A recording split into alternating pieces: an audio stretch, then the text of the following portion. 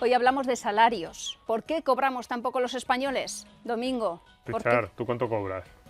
Bueno, no nos lo digas, una pregunta un poco delicada. Claro, por si acaso este vídeo lo ve quien... En fin, Tu jefe. ¿Pero cobras mucho o cobras poco? poco. Poco. A ver, yo creo que el 99% de los trabajadores pensamos que cobramos poco. Quizás porque nos comparamos, pensamos en amigos que a lo mejor tenemos viviendo en el extranjero, en los turistas que nos visitan y vemos cómo gastan. Y porque todos creemos que merecemos Y más. todos pensamos que merecemos más. Y entonces, claro, ¿qué vemos? Por ejemplo, aquí tenemos el gráfico del salario hora en la Unión Europea. Ah, bueno, lo vamos a ver de verdad. Claro. Y nosotros somos los rojos. Nosotros estamos aquí, la barra roja. Ya. Estamos justo por debajo de la media de la Unión Europea. Y entonces vemos que hay un grupo de países que ganan, que son los que están por arriba. Dinamarca, Luxemburgo, Bélgica, Irlanda, Suecia, Holanda. Luego vemos que hay un grupo de países ahí en el medio, Francia, Italia, Reino Unido, y nosotros estamos al final de ese medio, podríamos decir que es España. Y luego tenemos al grupo de cola, que empieza Chipre, Grecia y los países del este. Pues bueno, también está Portugal, vemos Croacia, República Checa, Eslovaquia, Polonia. O sea, eso de que parece que estamos como en la media europea no es verdad. No, yo creo que no, porque nosotros no nos comparamos normalmente con Polonia o con la República Checa, nos Sí. comparamos con Italia, con Francia, con Bélgica, con Holanda, y ahí no estamos en la mitad, estamos a la cola de esos países, digamos, con los que nosotros nos gusta compararnos. O sea, podemos decir que los españoles somos los que menos cobramos de este tipo de Europa, de este tipo de Unión Europea. De los países Por ricos de la hora. Unión Sí, si contamos solo la Unión Europea previa a la ampliación, por así Sí. decirlo, la ampliación al este, los españoles estamos entre los que menos cobramos. Bueno, los griegos y los portugueses cobran menos, no sé si eso nos consuela. Gran consuelo. Estamos como en 15 euros la hora, más o menos, ¿no? Más o menos. Sí, yo más que la cifra, lo que me gustaría es un poco la posición general dentro del gráfico, que nos fijemos en ella. Digo la cifra porque al final aquí también hay que tener en cuenta, si entra en cuenta, si contamos cotizaciones sociales o no. Esto es sin cotizaciones sociales, pero antes de pagar los impuestos, con lo cual ahí puede haber alguna distorsión estadística. Pero en lo que es el gráfico general sí que nos sirve mucho. Y entonces yo te preguntaría, ¿por qué crees que estamos ahí? ¿Por qué somos de los países ricos de la UE los que menos cobramos, los que estamos en la cola? Hombre, claramente por los empresarios, que nos Pues son tratan malvados. fatal, claro, Entonces, ¿tú crees claramente. que los empresarios españoles tienen un ansia de beneficios mucho mayor que los empresarios Claro, la daneses o explotación los pura y dura. irlandeses? Eso es. Yo es que no creo, ¿no?, que tampoco haya mucha diferencia entre un empresario español y un belga, así que no sé si me convence mucho. Seguramente los dos lo único que quieren es ganar el máximo dinero y que su empresa crezca. Pues si no es por esa razón, a mí no se me ocurre otra. A lo Así mejor que los me dirás tú. trabajadores, a lo mejor no somos españoles, a lo mejor nos podemos plantear que somos más tontos que los belgas o que los No holandeses. exigimos nuestros derechos, los sindicatos no sirven para nada. O somos más incompetentes. Pues yo tampoco creo que sea esa la razón. ¿Y Entonces, cuál es la razón? pues mira, vamos a ver este gráfico. Productividad. Exactamente. ¿Pero a alguien le importa la productividad en este país? Pues debería, quizás. Y ahora lo primero que vemos es que el gráfico es parecido. No, es igual, es el mismo. No es el mismo, no es el mismo. Ahora lo vamos a ver que no es el mismo, pero es parecido. Y si vemos los países, no se ve muy bien abajo, pero bueno, ya vemos que España está muy parecido. Antes estábamos justo un poquito por debajo de la media de la UE y ahora estamos justo un poquito por encima. Aquí la UE es 100, digamos, y los países están en comparación con un nivel UE 100, pues cómo quedan los países en productividad por hora trabajada. Entonces hay alguna distorsión. Por ejemplo, Dinamarca está un poquito más atrás. Es por eso que decía antes de las cotizaciones. En Dinamarca las cotizaciones, hay pocas cotizaciones sociales a cargo del empleador, lo paga casi todo el empleado. Entonces, bueno, puede haber alguna distorsión estadística por ahí, por lo que se cuenta. Pero en realidad la foto general es muy parecida. Los países que antes veíamos que tenían los salarios más altos, pues eso, Dinamarca, Luxemburgo, Irlanda, Bélgica, siguen estando los Holanda, primeros. siguen estando los primeros. Luego tenemos ese grupo medio que decíamos con Italia, Reino Unido, España. Y luego tenemos el vagón de cola, pues por detrás de nosotros decíamos que estaban Grecia, Portugal, Chipre, Malta y luego todos los países del este, Polonia, República Checa, Eslovenia, Eslovaquia, etcétera. Entonces es muy parecido. Entonces, claro, quizás deberíamos empezar a preguntarnos, ¿puede tener alguna cosa que ver la relación? ¿Y hay alguna posibilidad de que nosotros podamos subir un poquito, que la barra roja vaya hacia aquí, hacia la izquierda? Claro, eso es lo importante. Entonces, a mí me gustaría, primero, que nos quedemos con esta imagen, ¿eh? Es decir, los salarios españoles, salario hora y productividad hora. Y vemos que estamos más o menos en el mismo sitio, alrededor de la media de la UE, por delante de todos esos países que veíamos del este y por detrás de todos los países ricos. Esto no es una maldición que España, ni es que nuestros empresarios son malvados, ni es que los trabajadores somos tontos. No es genético, no es cuestión de ADN. No, es simplemente tenemos la productividad y el salario. Yo hacía un artículo hace unos meses que decía, los españoles cobramos lo que nos merecemos. Qué malvado eres. Políticamente, pero es verdad, ¿no? Nos merecemos entre comillas, pero lo que quería decir es, cobramos lo que producimos. Entonces, lo que tenemos que hacer, si queremos subir nuestros salarios, es subir nuestra productividad. Vale, pero es que nosotros nos pasamos muchas horas en el trabajo. Claro, sí, pero uno de los problemas que tenemos es que no somos muy productivos en esas horas. Precisamente por eso. No exactamente, hay muchas razones. Y entonces ahora podríamos ver cómo podemos subir la productividad. Estamos diciendo aquí que los salarios van a subir, la riqueza de un país va a subir cuando suba nuestra productividad.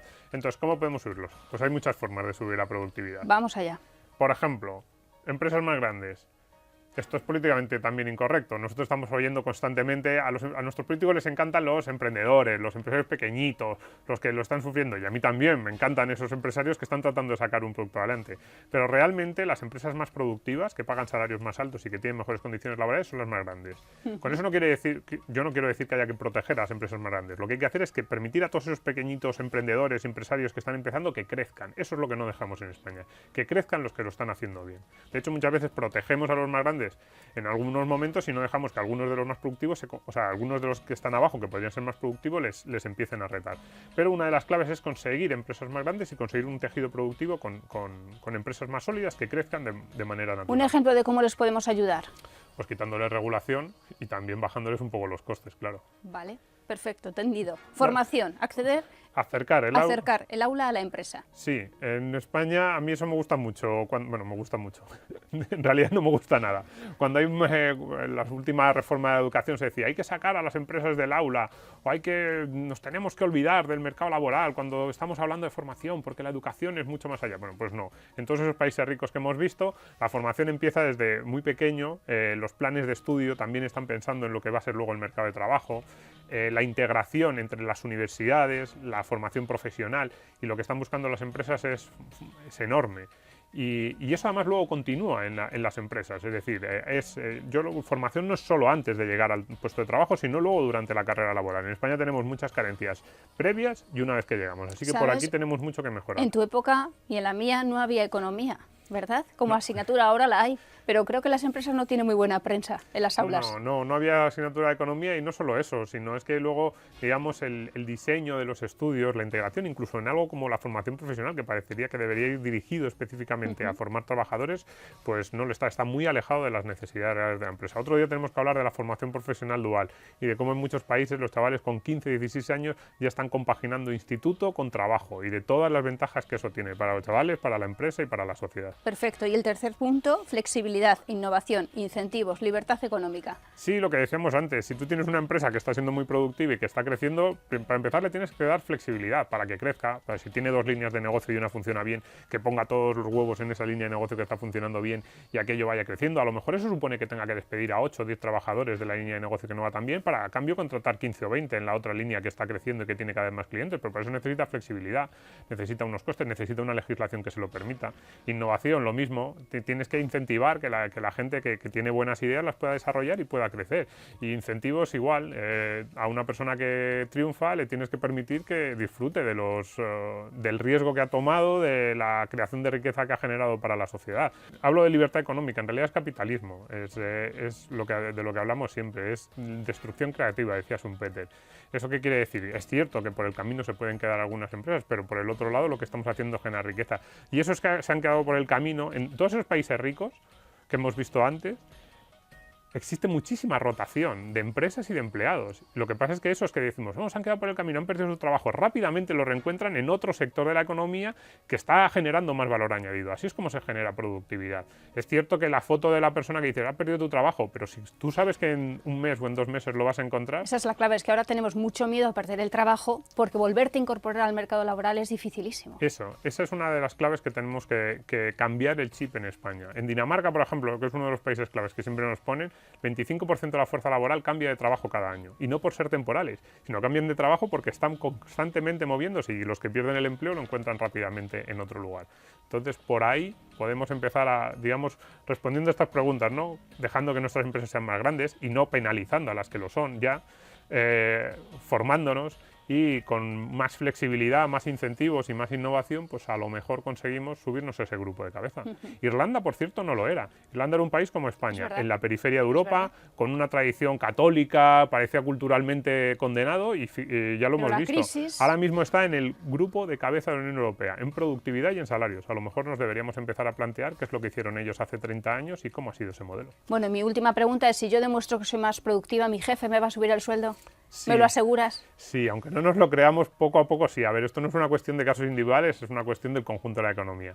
Pero si empezamos a generar más valor, nuestros jefes nos van a subir el sueldo. Y lo van a hacer porque si no, la empresa de al lado, la competencia, nos va a hacer una oferta que ellos van a tener que igualar. Bueno, que sepas que te voy a llevar a la próxima reunión con el jefe. A la próxima entrevista me llevas. Y te llevo, Bueno, claro no, que sí. no sé lo que me van a decir entonces. Pero sí, hay que mandar ese mensaje. Si conseguimos todos ser más productivos, nuestros salarios subirán. Bueno, pues muchas gracias, Domingo. Gracias. Y a ver si lo conseguimos, ser más productivos y, por supuesto, tener un mejor salario.